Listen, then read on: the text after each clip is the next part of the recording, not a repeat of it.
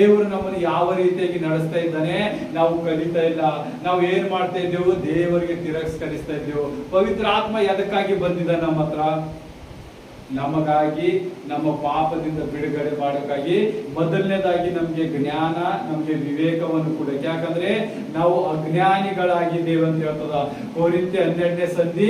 ನೀವು ಅಲ್ಲಿ ಓದ್ಬೇಕು. ಅಲ್ಲಿ ಓದಿದಾಗಂತರ ನೀವು ಮೊದಲು ಅವಿವೇಕಿಯಾಗಿ ಅಜ್ಞಾನಿಗಳಾಗಿದ್ದರೆ, ಅವಾಗ ಪವಿತ್ರ ಆತ್ಮ ದೇವರ ಬಂದಾಗ ನಿಮಗೆ ಜ್ಞಾನ ವಿವೇಕದಿಂದ ತುಂಬಿಸುವಂತನಾಗಿದ್ದಾನೆ. ನೀವೆಲ್ಲಿ ಜ್ಞಾನ ವಿವೇಕ ಬಂತಲ್ಲ, ನೀವೆಲ್ಲ ಕಾರ್ಯಗಳಲ್ಲಿ ಸ್ಪಷ್ಟವಾಗಿ ಮುಂದೆ ನಡೆಯುತ್ತೀರಿ. ಅದಕ್ಕೆ ದೇವರು ಮೊದಲು ಏನ್ ಮಾಡ್ದ? ಆ ಪವಿತ್ರಾತ್ಮನ ಕಳಿಸಿ ನಮಗೆ ಜ್ಞಾನ ಉದಯ ಆಯ್ತು. ಆ ಪೇತ್ರಗೆ ಮಾತಾಡುವುದಕ್ಕೂ ಬರಲಾರದಂತನಿಗೆ ಏನ್ ಮಾಡ್ದ? ಜ್ಞಾನ ಕೊಟ್ಟ.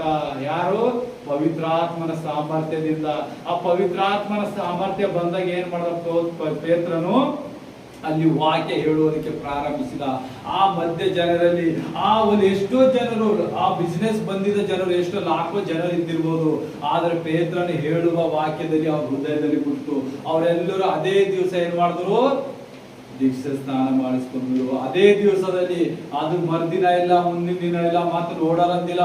ನೋಡ್ರಿ, ಅವಾಗ ಎಷ್ಟು ಬಲವಾಗಿ ಪವಿತ್ರಾತ್ಮ ಕಾರ್ಯ ಮಾಡ್ತಿದ್ದರು. ಇವಾಗೂ ಅದೇ ಬಲವಾದ ಕಾರ್ಯ ಮಾಡ್ತಾನೆ. ಆದರೆ ಮನುಷ್ಯರು ಕೆಟ್ಟು ಹೋಗುತ್ತಾ ಇದ್ದಾರೆ. ಯಾದಕ್ಕಾಗಿ? ತನ್ನದೇ ಆದ ಆಲೋಚನೆ, ಐಶ್ವರ್ಯ, ಅದು ಏನ್ ಉಡಬೇಕು, ಏನ್ ಊಟ ಮಾಡಬೇಕು, ಯಾರಿಗೆ ಹಾಳು ಮಾಡಬೇಕು, ಯಾರ ಮನೆಯನ್ನು ಹೊಡಿಬೇಕು, ಎಲ್ಲಿ ಏನ್ ಹಾಕರಿ, ಯಾರಿಗೆ ಹಿಂದ್ ಹಾಕರಿ, ಎಲ್ಲಿ ಮುಂದೆ ಹೋಗರಿ. ಆದ್ರೆ ದೇವರ ಆತ್ಮನ ಮೂಲಕ ನಡೆಯೋಣ. ದೇವರ ಏನಂತ ಜ್ಞಾನವನ್ನು ಪಡೆಯೋಣ. ದೇವರ ವಿವೇಕ ಪಡೋಣ. ದೇವರ ಮಾರ್ಗದಲ್ಲಿ ಹೋಗೋಣ. ನಾನು ಇವಾಗ ಜಾಬ್ ಮಾಡ್ತಾ ಇದ್ದಾನ, ದೇವರ ವಾಕ್ಯ ಯಾರಿಗಾದ್ರೂ ಹಂಚೋಣ ಅಂತ ಹೇಳ್ತಾರೆ. ಯಾಕಂದ್ರ ಪವಿತ್ರ ಆತ್ಮನ ವರ ಬೇಕಾಗಿಲ್ಲ ಅವರಿಗೆ.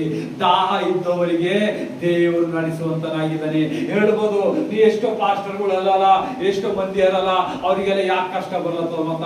ಅವ್ರು ಪ್ರತಿನಿತ್ಯ ಕಾರ್ಯ ಮಾಡ್ತಾರ, ಪ್ರತಿನಿತ್ಯ ಪ್ರಾರ್ಥನೆ ಮಾಡ್ತಾರ. ಯಾಕೆ ಅವ್ರಿಗೆ ಪವಿತ್ರ ಆತ್ಮ ದೇವರು ಕಾರ್ಯ ಮಾಡ್ತಾ ಇಲ್ಲ ಅಂತ ಹೇಳಿ ಇವತ್ತೆಲ್ಲ ಹೃದಯದಲ್ಲಿ ಏನ್ ಮಾಡ್ತಾರ? ಆ ಮಾತುಗಳು ಬರ್ತಾವ. ನಿನಗೆ ನಂಬುವಂತ ಮಕ್ಕಳು, ನಿನ್ನಲ್ಲಿ ನಡೆಯುವಂತವರಿಗೆ ನೀನು ಉದ್ಧಾರ ಮಾಡ್ತಾ ಇಲ್ಲ. ನಮಗೆ ಏನ್ ಮಾಡ್ತಿ? ನಮ್ಮ ಹೃದಯದಲ್ಲಿ ಅದು ಜಾಗವಿಲ್ಲ ಅಂತ ಹೇಳ್ತೀರಿ. ಆದರೆ ದೇವರ ಕಾರ್ಯ ಅನ್ಯೂನ್ಯವಾಗಿರ್ತದ. ಇವತ್ತು ನನ್ನನ್ನು ಪಾಸ್ಟರ್ ಮಾಡಿದನೆಂದರೆ ನಾನೊಂದು ರೋಗದಲ್ಲಿ ಬಿದ್ದಿದ, ನಾವೊಂದು ಎಲ್ಲೆಲ್ಲಿ ತಪ್ಪುಗಳ ಕೆಲಸಗಳು ಮಾಡ್ತಿದ್ದ, ಸುಳ್ಳು ಮೋಸಗಾರ ಇದ್ದಿದ. ಆದ್ರೆ ನನ್ನ ಎಬ್ಬಿಸಿ ತಂದು ಇವತ್ತು ನಿಮ್ ಮುಂದೆ ಕಾರ್ಯ ಮಾಡ್ತಾ ಇದ್ದಾನೆ. ನಾ ಆ ಜೀವಿತದಲ್ಲಿ ಇರೋದು ಕರೆಕ್ಟ್ ಇತ್ತ, ಈ ಜೀವಿತದಲ್ಲಿ ಇರೋದು ಕರೆಕ್ಟ್ ಇತ್ತು. ದೇವರ ಸಮ್ಮುಖದಲ್ಲಿ ನಡೆದಿ ಆತನ ಪವಿತ್ರಾತ್ಮನನ್ನು ತುಂಬಿ ಆತನ ವರಗಳಿಂದ, ಆತನ ಫಲಗಳಿಂದ ತುಂಬಿಸಿ ಇವತ್ತು ಕಾರ್ಯ ಮಾಡುವಂತೆ ನಾನು ನಡೆಸ್ತಾ ಇದ್ದಾನೆ. ಅದೇ ರೀತಿಯಾಗಿ